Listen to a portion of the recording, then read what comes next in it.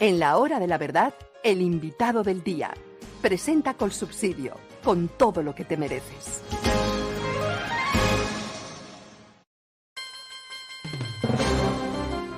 Señor ex viceministro de Justicia y candidato que fue a la presidencia de la República, por desgracia para Colombia, no se dieron las circunstancias para que fuera finalmente el candidato de la unidad que propusiera o ha debido proponer Álvaro Uribe Vélez a los colombianos.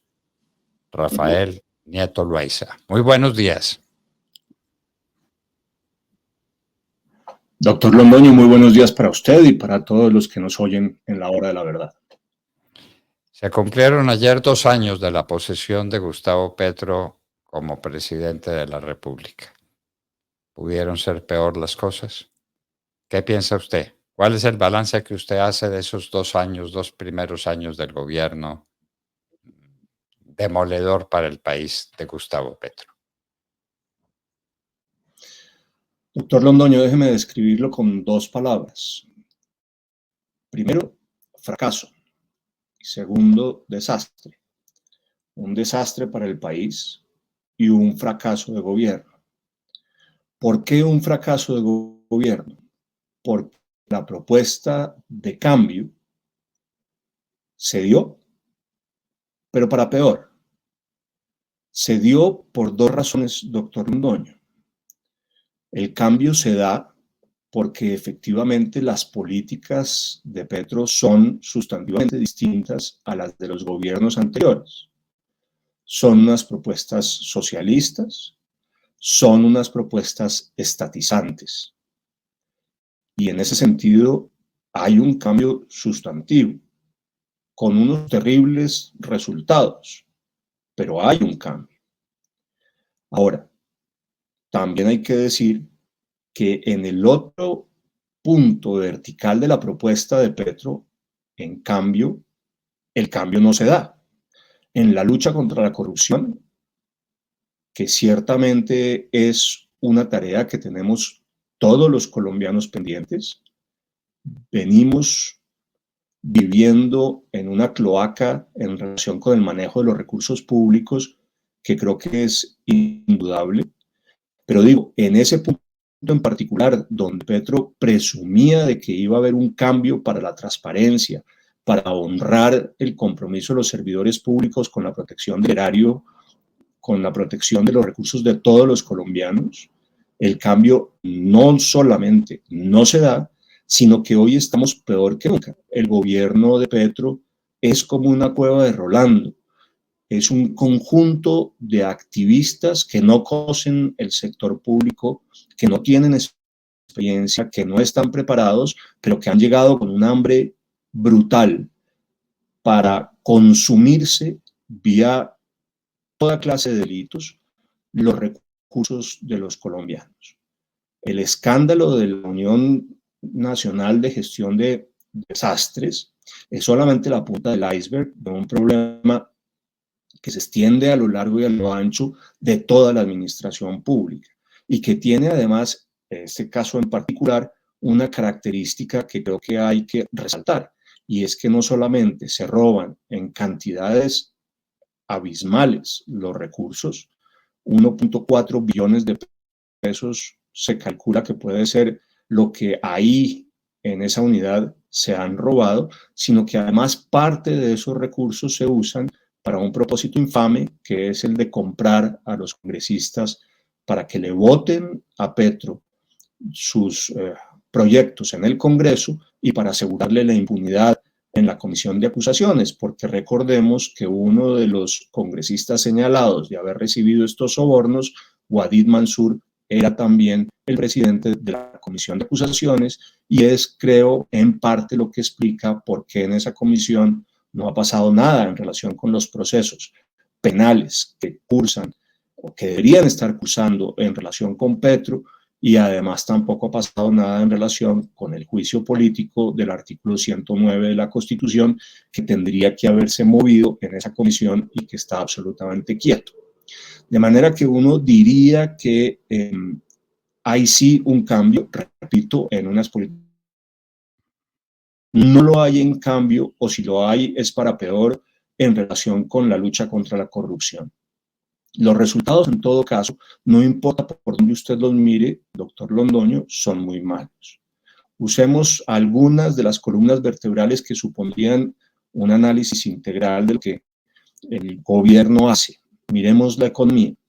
En materia de la economía, veníamos creciendo a unas tasas muy altas, 2021 y 2022. En el 2023, sin embargo, el crecimiento es apenas del 0,6%, doctor Londoño, es decir, prácticamente nulo, y además con la advertencia de que lo único que explica que la cifra sea positiva es el gasto en administración, en educación y en salud, porque si se mira el sector privado, ese está en franca recesión. De manera que no crecemos. La inflación, sin embargo, que se había moderado, está y se queda ahí en 7,2%. Ha dejado en los últimos 3 meses de bajar y esa es una noticia preocupante.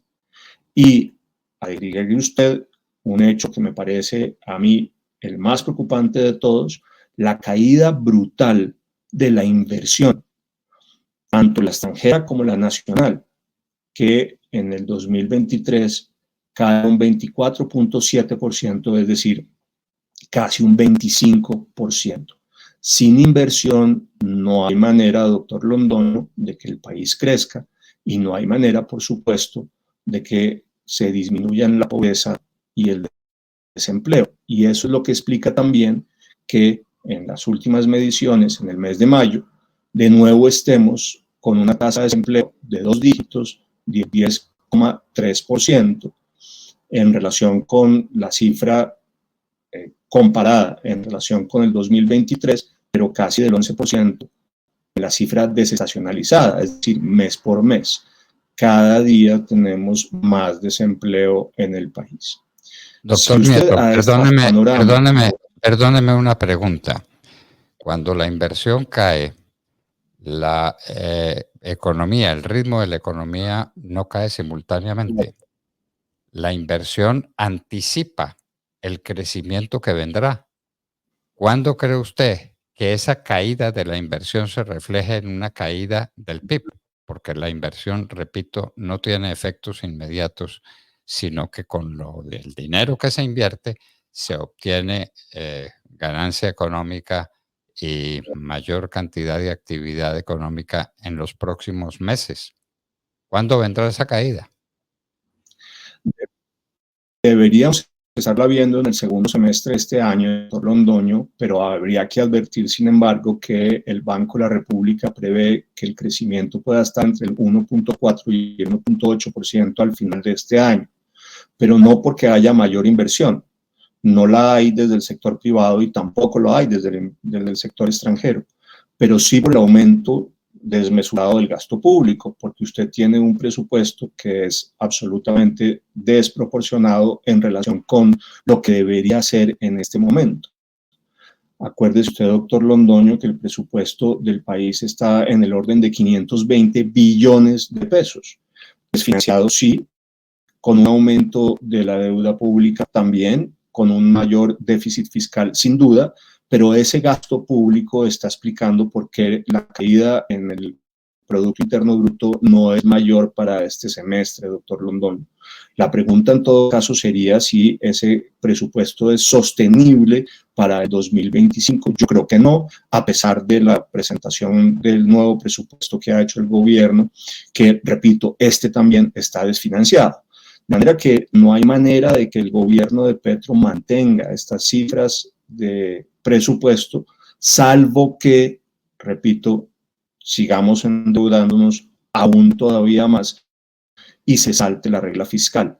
Si el Congreso actúa con responsabilidad, tendría que exigirle al gobierno de Petro 2 cosas. Uno, que ajuste el presupuesto del 2025 a la baja. Se lo dijo ya FEDesarrollo, que es de todas las entidades que manejan y piensan la economía colombiana desde la academia, la que más seria tarea está haciendo en los últimos años. Y la segunda cosa que habría que exigirle, por cierto, es la renuncia del ministro de Hacienda, doctor Londoño, porque una de las cabezas de las direcciones del escándalo del saqueo del presupuesto de la Unidad Nacional de Gestión de Riesgos y de la compra de los congresistas es ni más ni menos que Ricardo Bonilla, el ministro de Hacienda.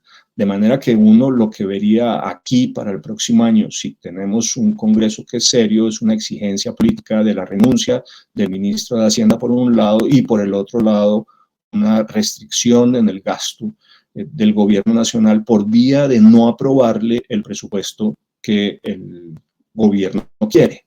Lo que en todo caso es absolutamente claro, doctor Londoño, es que las cifras en materia de economía son verdaderamente malas. Repito, un crecimiento paupérrimo, una inflación que se quedó en 7%, 7,2% y que no baja, un desempleo de 2 cifras, una tragedia en materia de inversión.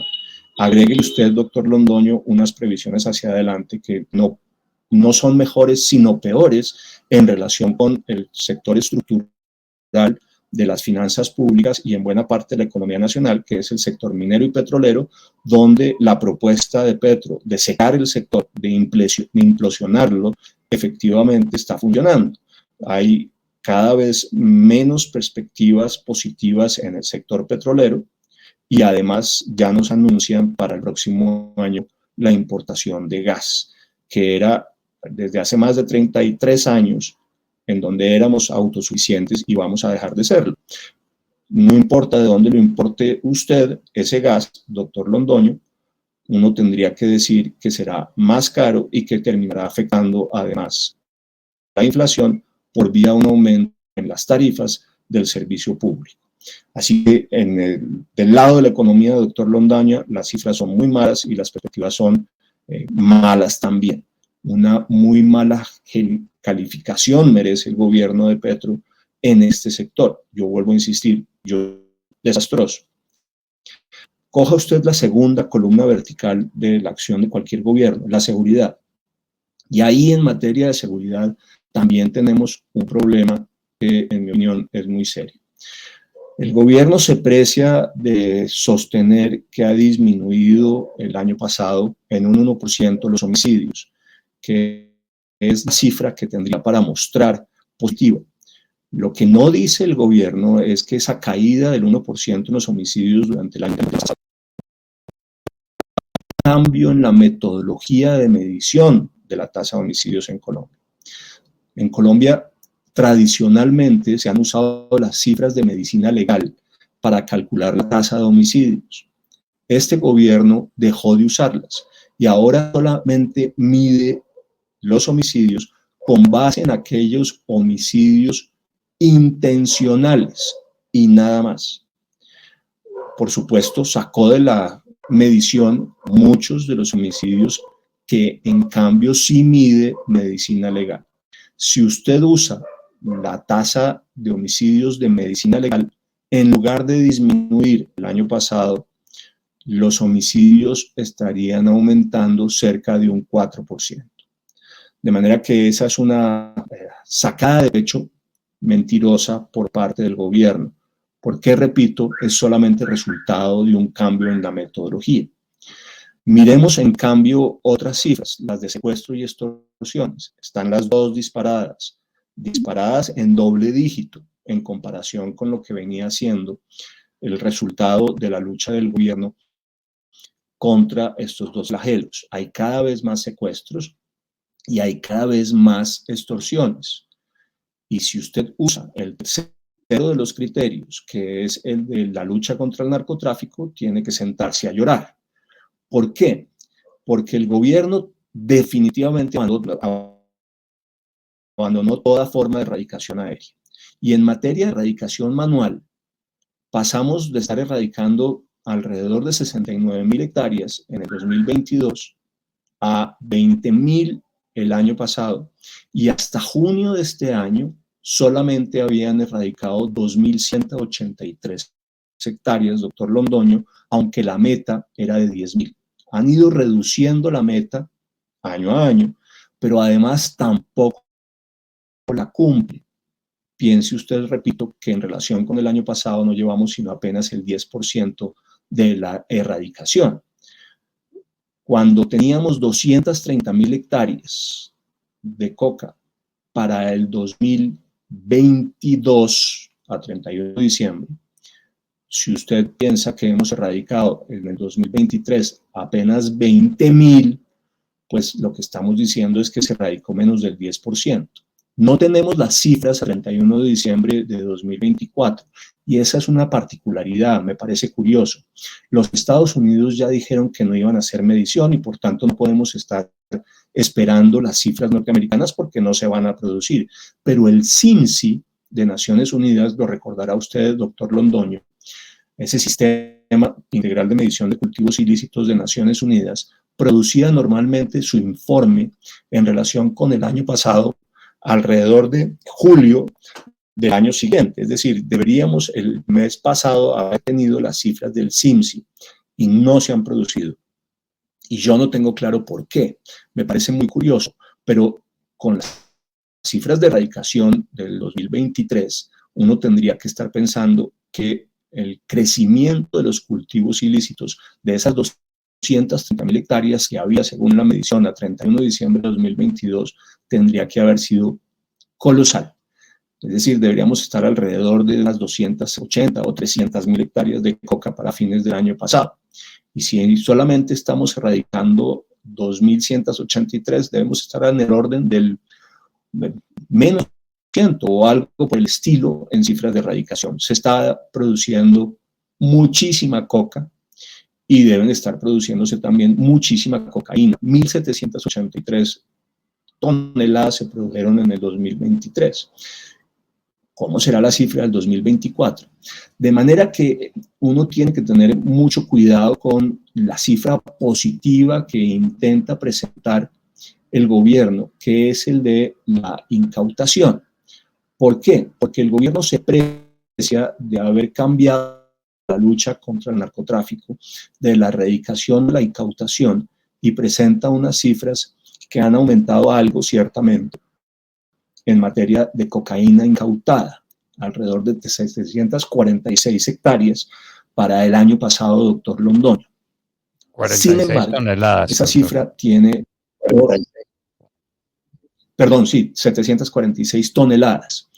Esa cifra, sin embargo, tiene dos observaciones que son fundamentales. La primera, que uno tendría que comparar esa cifra de incautación con la cifra de producción, para ver si porcentualmente hemos mejorado o no en relación con la cocaína que se está produciendo. Y no hemos mejorado. Se mejora la incautación, pero como el crecimiento de la producción de cocaína es exorbitante, proporcionalmente estamos incautando menos toneladas que las que se incautaban antes en relación con la producción de cocaína del país. Y esa es una primera observación que es fundamental para poder hacer la medición real de cómo va la lucha contra el narcotráfico. Pero la segunda es muy importante y sobre esa todavía no hay claridad, sobre esa reflexión, doctor Londoño. Yo tengo declaraciones del entonces comandante de la Armada y del director de la Policía Antinarcóticos, donde en ambos casos se sostiene que en las cifras de incautación se estaban midiendo también las incautaciones realizadas fuera del territorio colombiano, es decir, fuera del territorio continental e insular de Colombia y fuera de nuestro mar territorial, por autoridades de otros países. Repito, fuera de nuestro territorio, por autoridades de otros países, cuando esas incautaciones se producían, como decían ellos, resultado de la cooperación de la fuerza pública colombiana. Es decir, estaban midiendo dentro de la cocaína incautada o en mar internacional o en territorio de otros países por otras autoridades cuando, repito, esa incautación se había producido por cooperación de las autoridades colombianas. Y eso, por supuesto, altera completamente el análisis. Yo no he podido confirmar que efectivamente eso siga ocurriendo, pero lo habían confesado repito, tanto el comandante de la Armada como el director de la policía. De manera que en materia de lucha contra el narcotráfico nada tenemos para sacar pecho. Y en el último elemento, en materia de seguridad, el de la paz total, el resultado es desastroso. El gobierno no aprendió de las lecciones del pasado, ha tomado una decisión que me parece absolutamente equivocada, que es la de hacer ceses del fuego antes de terminar el proceso de negociación, cuando lo está empezando, y no después para la desmovilización y el desarme.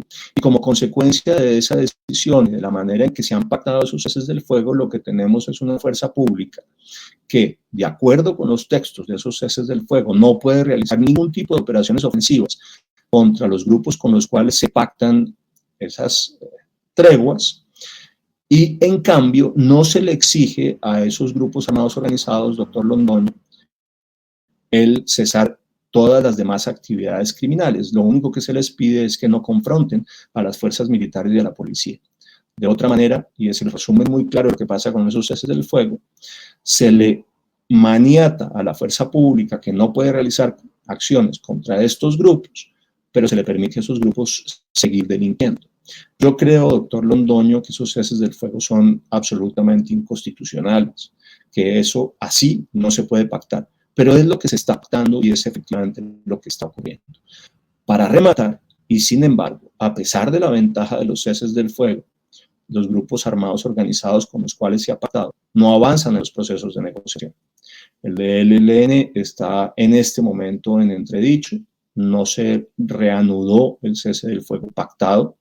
Hace apenas unos días estamos en una situación limbo, y las que hay en relación con el Clan del Golfo, las disidencias y las reincidencias de las FARC son todos unos procesos que también entran en crisis y están en entredicho. Además, hay que advertirlo, en algunos de los casos también con preguntas de constitucionalidad, porque lo que está claro es que en relación con los reincidentes de las FARC no se puede hacer una negociación política y solo una de sometimiento, y con el Clan del Golfo tampoco.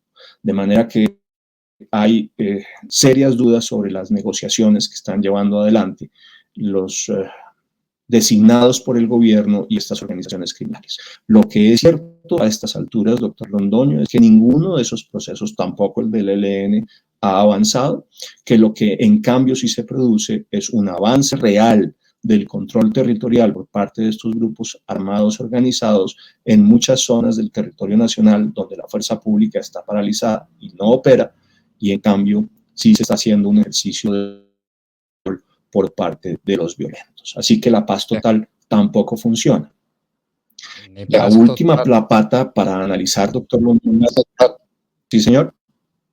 No, que digo yo que ni paz total, ni seguridad, no hay nada para celebrar en el gobierno de Gustavo Petro en estos 2 años. ¿Usted decía que tenía algún otro último tema para tratar? Sí, doctor Londoño, lo hago muy rápidamente porque se nos acaba el tiempo. Doctor Londoño. En materia de relaciones internacionales, lo que tenemos es un gobierno que nombra a unos embajadores que no hablan un segundo idioma, que no están preparados para el ejercicio de la diplomacia, con desplazamiento en cambio de los funcionarios de carrera que sí podrían estar adelantando esas tareas en el exterior. Solo nombra amiguitos, y además que le tienen pisado la cola al presidente Petro, varios de ellos con procesos penales en la Corte Suprema de Justicia, donde se beneficia a estados que tienen unas políticas exteriores claramente abusivas y en muchos casos violentas, como Rusia. Se rompe relaciones con Israel, y además hay declaraciones permanentes de parte de Petro en las cuales se vulnera el principio de no intervención en asuntos internos. No nos da tiempo para hablar de Venezuela, que valdría la pena hacerlo. Lo que está claro es que la posición de Petro en estos días ha sido una de complicidad con lo que ocurre en el vecino país y no una que conduzca a una transición a la democracia. Finalmente, doctor Londoño, yo no quiero dejar de decirlo, es el gobierno de los escándalos. Se produce uno detrás del otro todas las semanas sin que paremos. Están involucrados el hijo, el hermano, el gerente de campaña, el presidente del que era entonces su partido político en relación con la financiación de la campaña de Petro y su llegada tramposa a la presidencia. Durante su gobierno están involucrados su ministro de Hacienda, su exministro del Interior, su director del Departamento Administrativo de Presidencia, la que era hoy antes y volvió a serlo directora administrativa de Presidencia, Laura Sarabia, y podemos seguir haciendo una larga lista. En este punto habría que decir que yo espero mucho más por parte del sistema de administración de justicia, cosa que no está ocurriendo. Y déjeme terminar diciendo lo siguiente. Para rematar todo este panorama, que es muy malo, se ve acompañado por una sistemática tarea por parte de Petro dirigida a subvertir lo que la Carta Constitucional dice en relación con el asunto y buscar de todas las maneras posibles, desde una constituyente hasta un referendo, maneras se queda en el poder en el 2026. Todo muy mal, pero esto especialmente... el ejemplo de Maduro, ¿no? Con el 15% de la votación se elige presidente. Qué horror, qué horror. Doctor Nieto, muchísimas gracias. Y nuestros oyentes habrán comprendido por qué usted era el candidato ideal para la presidencia de la República. Muchas gracias por estar con nosotros, doctor Nieto Loaiza. A usted, doctor Londoño, muy generoso conmigo, le agradezco mucho. Rafael Nieto Loaiza. Bueno, ¿cómo le pareció, Demar?